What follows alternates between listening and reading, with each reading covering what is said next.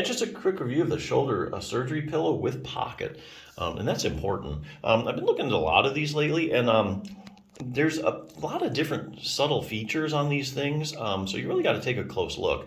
If you're just looking for just a plain old pillow, a shaped pillow like this to stuff under your arm, there they have those. But this one actually has probably about the most loaded up features that I've seen. It's kind of like a deluxe model. Got all these little bells and whistles, but I think they're practical bells and whistles. So I'll just go through them real quick. The thing I like about well, first of all, when would you use something like this?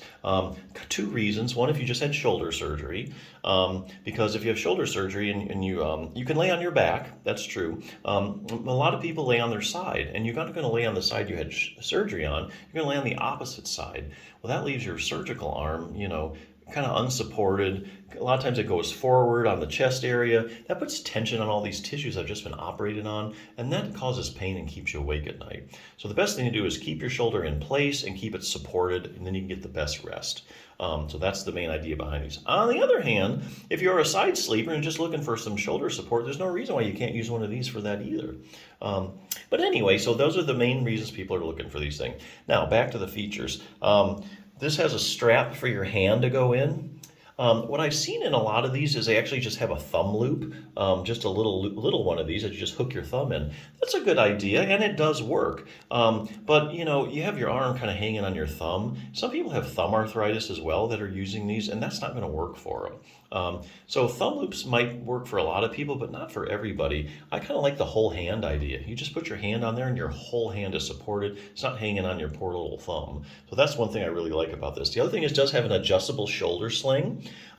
Many of these don't have any kind of a sling on here at all, and so that's fine while you're sitting or if you're laying, but let's say you're sitting down and then you want to get up and get some water or something. This thing has a tendency to slip down. And so then you're trying to shove it up under your arm, which means you got to move your arm out to your side a little bit, which contracts the muscles and can irritate your shoulder. So it's best just a one-time deal. Stick this pillow under there, get comfortable, and then you're good to go for the whole day. So that's what I like. And so this shoulder strap will actually help that because it'll keep this pillow where it's supposed to be as you're up and moving around. The other thing is it's machine washable, which I really like. A lot of times after surgery, if this thing's under your armpit, it might start to smell. A lot of times after surgery, you get a little bit of, leakage or something from your incisions, which is normal in most cases.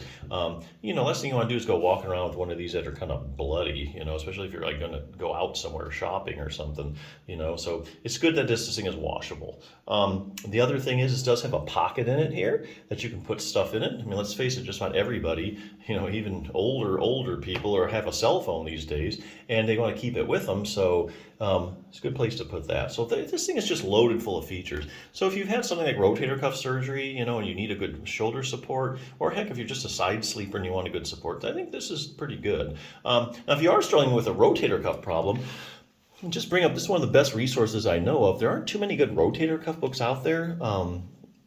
This is probably the best one I've seen, the 6-Minute Torn Rotator Cuff Solution for Seniors.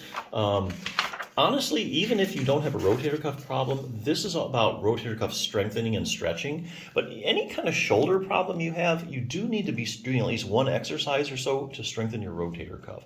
And here's why. The shoulder is a very shallow ball and socket joint, okay? It depends heavily on the muscles to keep it into place, okay? If you don't have a strong rotator cuff, you get excessive motion, the ball moves excessively in the socket.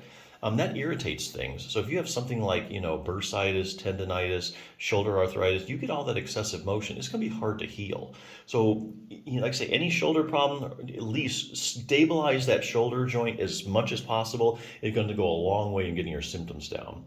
And this is different from like the hip. The hip is a very deep ball and socket joint, so it doesn't rely that heavily on your hip. It doesn't rely on the muscles to support it, but the shoulder does. Anyway, like dislocated shoulders, you've all heard of that.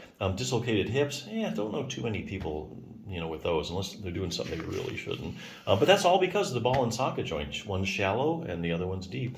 Anyway, real briefly here, it just shows you the anatomy, so you'll know all about the rotator cuff. Everything's in layman's terms, and there's a lot of pictures here, so if you're a visual learner, it'll make it go easy. Have a great question and answer section. If you have a rotator cuff problem, answer about every question you have. What are the symptoms of a tear?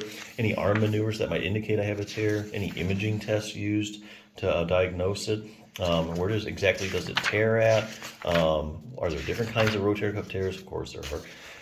I have a rotator cuff tear and I'm in a lot of pain. I need surgery, right? Well, not necessarily, and I'll tell you why. Here again, I said it's a very evidence-based book, uses studies to answer its questions. Each one of these is a study in layman's terms. So basically, look at studies where, say, you take 100 people that have torn their rotator cuff.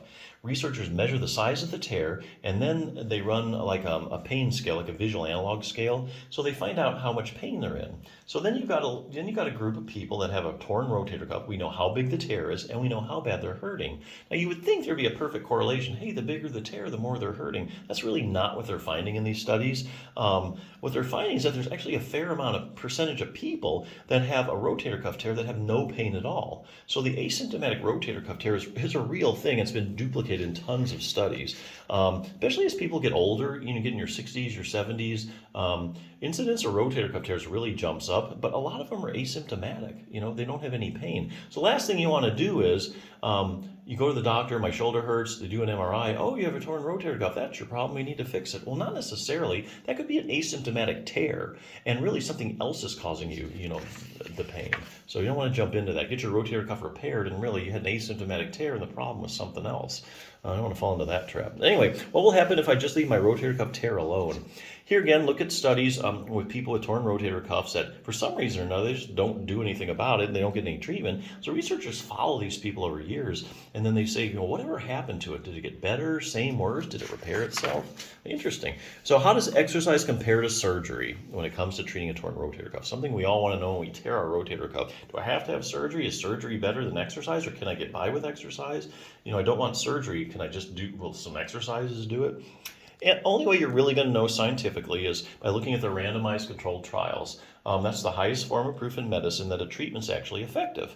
So here again, this would be like you take 100 people with a torn rotator cuff, 50 you randomly assigned to surgery, the other 50 you randomly assigned to exercise program, and then you follow them over time. So let's say like 2 years from now, who did better? The people that had their rotator cuff surgically repaired, or the people that did a good exercise program? What these studies are finding are basically there's small differences, and you're basically ending up at the same place. So anyway, and it has the exercise program, stretching and strengthening program, very well laid out. Beginning, intermediate, advanced will literally take you probably more like 5 minutes. Very concise program. But anyway, hey, if you just had your rotator cuff repaired and you need a good surgical pillow, I think this is one that has a lot of options for you. So definitely check it out.